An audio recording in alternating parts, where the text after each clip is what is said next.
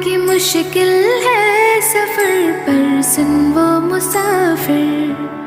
हाँ, कहीं अगर तू रुका तो मंजिल आएगी ना फिर। कदम कदम मिलाए जा, गगन गगन झुकाए जा, रख हौसला कर फैसला, तुझे वक्त बदलना है। डरना तो बंदिया, रुकना तो बंदिया, राह पे चल बंदिया। ओम शांति। आपका हमारे और ड्रीम चैनल में बहुत स्वागत है। मैं आज अपने अनुभव सुनाने से पहले एक वाक्यांश जो मेरे लाइफ में निरंतर हुआ है सुनाना चाहूँगा। हर परिस्थिति में सहनशील बनो तो मौज का अनुभव हमेशा करते रहेंगे। ओम शांति। मेरा नाम प्रतीक चौधरी, मैं वाराणसी बालाघाट का रहने वाला और मेरे पिताजी श्री शांतिलाल जी चौधरी। मैं एजुकेशन मेरा BTech dairy and food technology से 2009 में कंप्लीट हुआ और MBA production and total quality से। साथ में मैंने अमूल, पार्ले जैसी कंपनियों में 2-2 साल नौकरी की और इसके बाद मुझे फॉरेन जाने का मौका मिला तो मैंने अफ्रीका में 2 साल जॉब किया। साथ ही मेरा सिलेक्शन कनाडा की एक बहुत बड़ी कंपनी में हुआ था, लेकिन मेरी भावना मेरे देश के लिए और मेरे परिवार के लिए थी, तो मैं वहाँ से जॉब छोड़कर अपना एक छोटा सा बिजनेस जो वाराणसी में प्रतीक डेयरी एंड स्वीट्स के नाम से जाना जाता है, मैं वहाँ पिछले 2014 से कंटिन्यू 8 सालों से सेवाएं देता आ रहा हूँ और आप लोगों के बीच में हूँ। मेरा एक्सपीरियंस बहुत छोटा है। मुझे यहाँ तक आने में एक शक्ति का हाथ है। जब कोरोना का समय आया तो मेरे लाइफ में कुछ ऐसी घटनाएं भी आई। 2018 के बाद मेरी शादी हुई और मेरा बिजनेस में भी बहुत सारे उतार चढ़ाव आने लगे। उसके पहले मैं एक अच्छा कुशल व्यवसायी था, लेकिन धीरे धीरे बिजनेस में मैं बहुत लॉसेस खाता गया और बहुत ज़्यादा मुझे घाटा होने लगा। तो कुछ समझ में नहीं आने लगा। मेरी लाइफ में एकदम बिल्कुल जीरो होते हुए प्रतीत हो रही थी। मेरा दाम्पत्य जीवन वो भी अवनति की तरफ था। हमारी दोनों की एक मिसअंडरस्टैंडिंग के बीच हम लोग 1.5-2 सालों तक अलग रहे। उस बीच मेरा व्यापार भी बहुत माइनस में रहा। मैंने बहुत कोशिश की हमेशा पॉजिटिव रहने की, लेकिन एक ऐसा समय आया जो कोरोना काल में कई लोग बन गए, कई लोग बिगड़ गए। तो मैं धन्यवाद देता हूँ उस एक ऐसी शक्ति का। कोरोना में मैं लगातार यूट्यूब में मेडिटेशन के माध्यम से अपने आप को मेडिटेट करता था। किसी एक निश्चित टाइम पे उठकर मॉर्निंग में मेडिटेशन ओम ध्वनि कर रहा था और मुझे ऐसा लगता था कि कोई ना कोई ऐसा जादू मेरे साथ होगा, मेरे लाइफ में कुछ ना कुछ ऐसी घटना होगी कि मुझे कहीं से आशीर्वाद मिले। क्योंकि मुझे ऐसा लग रहा था कि मेरे साथ कोई नहीं है। मेरे परिवार मुझे सपोर्ट जरूर कर रहा था, लेकिन जब आदमी माइनस में होता है तो उसे ऐसा लगता है कि मेरे साथ कोई नहीं है। तो मुझे पूरा जीरो जैसे फील होने लगा। मैं काम तो जरूर करता था, हमेशा उलझनों से भरा हुआ रहना, अपने आप को मोटिवेट तो करता था, लेकिन ऐसा लगता था कि अब सब खत्म होने वाला है।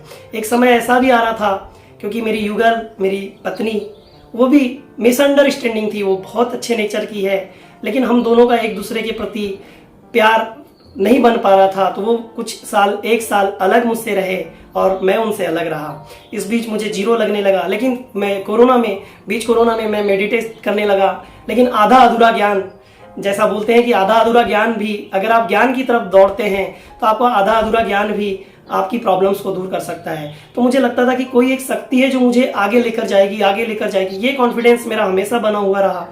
तो फिर धीरे धीरे मैंने ये सोचा, मैंने अच्छे महापुरुषों को सुनना चालू किया और एक शक्ति का मुझे आभास होने लगा कि कोई शक्ति मेरे साथ चलती है जो मुझे चलने पे मजबूर करती है और जीवन जीने के लिए मजबूर कर रही है। नहीं तो मैंने तो एक टाइम ऐसा आया था कि चारों तरफ से मेरे जीवन में अशांति थी। मैंने अपना जीवन त्याग करने का निर्णय तक ले लिया था, लेकिन अपने परिवार की जिम्मेदारी, मेरे युगल के प्रति जिम्मेदारी, मेरी बच्ची की जिम्मेदारी, और मुझे उस अधूरे मेडिटेशन से एक अनुभव हुआ कि जीवन में मुझे ये सब चीज़ नहीं करना है, इससे भी आगे बढ़कर कोई शक्ति है जो मेरे साथ चल रही है। तो मुझे एक छोटा सा ज्ञान, अधूरा ज्ञान प्राप्त हुआ कि ये जीवन ऐसे आसानी से मरने के लिए नहीं है। इस जीवन में हमें कुछ करके जाना है और ये जीवन अपने लिए 100 की प्राप्ति के लिए नहीं है, दूसरों के लिए भी कल्याण करना ही जीवन का एक मेन महत्वपूर्ण अंग है। जैसे ही मुझे समझ में आया, मैंने सबसे पहले सोचा क्यों ना इसकी शुरुआत अपने से किया जाए। तो मैंने बहुत जल्दी जैसे भी करके अपने युगल से फिर से मैंने अच्छे से संबंध किए, उन्हें मनाया, वो भी मानी। जबकि मेरी ही गलती हुई कि मैंने ही डिवोर्स का केस डाला था, उसे वापस लिया और आज हम दोनों बहुत अच्छे से रह रहे हैं। मैं आगे के अनुभव में आपको बताता हूँ। फिर पिछले अप्रैल में मैं सूरज भाई को सुनता था, शिवानी दीदी को सुनता था और हमारे पिताजी और पिताजी कंटिन्यू उन्हें सुना करते थे।